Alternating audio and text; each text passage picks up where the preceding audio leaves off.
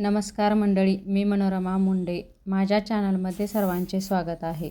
आज आपण पाहणार आहोत घरच्या सामग्रीतून तयार केलेला पटकन असा होणारा पदार्थ, माशाचा रस्सा.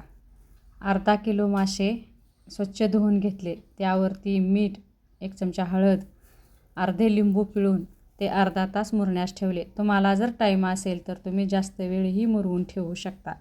जेवढे मासे त्यामध्ये मुरतील तेवढे ते चविष्ट लागतात. तुम्हाला वेळ नसेल तर तुम्ही ते 10 मिनिटेही ठेवू शकता. जेवढे मासे मुरवचाल तेवढे ते चवीला छान लागतात. मटणाची भाजी होण्यासाठी वेळ लागतो, परंतु मासे हा असा पदार्थ आहे की तो पटकन शिजतो. त्यासाठी लागणारे साहित्य: खोबरे, अद्रक, लसूण, हिरव्या मिरच्या, कोथिंबीर, टोमॅटो, कांदा. खोबरे, लसूण, अद्रक, हिरवी मिरची आणि कोथिंबीर मिक्सरमधून बारीक करून घ्यावे. ते जर बारीक झाले नाही तर त्यामध्ये थोडेसे पाणी घालून मिश्रण चांगले बारीक करून घ्यावे. नंतर कांदा आणि टोमॅटो ही बारीक करून घ्यावे. जेवढे वाटण तुम्ही बारीक कराल तेवढी भाजी मिळून येते. वाटणामध्ये हिरव्या मिरची टाकल्याने भाजी चविष्ट लागते. मासे हे 3 प्रकारे करता येतात: सुके मासे, रश्श्यातील तळलेले मासे. तिन्ही प्रकारचे मासे छान लागतात, परंतु रश्श्यातील मासे भाकरीबरोबर कुस्करून खाता येतात. त्यामुळे रश्श्यातील मासे खाण्यास छान लागतात.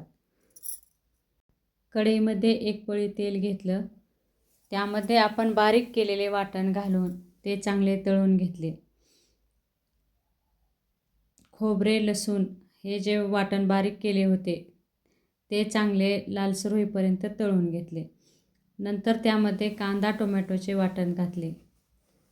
तेही चांगले तेल सुटेपर्यंत तळून घेतले. 2 चमचे काळा मसाला, 1 चमचा धनापूड आणि 1 चमचा गरम मसाला त्यामध्ये घातला. नंतर त्यामध्ये मासे टाकून थोडेसे पाणी ओतून मासे 10 मिनिटे चांगले शिजू दिले. नंतर वरून कोथिंबीर टाकली. मला फॅन्सी किंवा केमिकलयुक्त रेसिपी टाळायला आवडतात, कारण मी नेहमी नैसर्गिक, आरोग्यदायी आणि चविष्ट पदार्थावर विश्वास ठेवते. मी नेहमी प्रयत्न करेन की रेसिपी ही साध्या सोप्या पद्धतीने सांगेन, अगदी नवशिक्यांनाही समजेल अशा प्रकारे.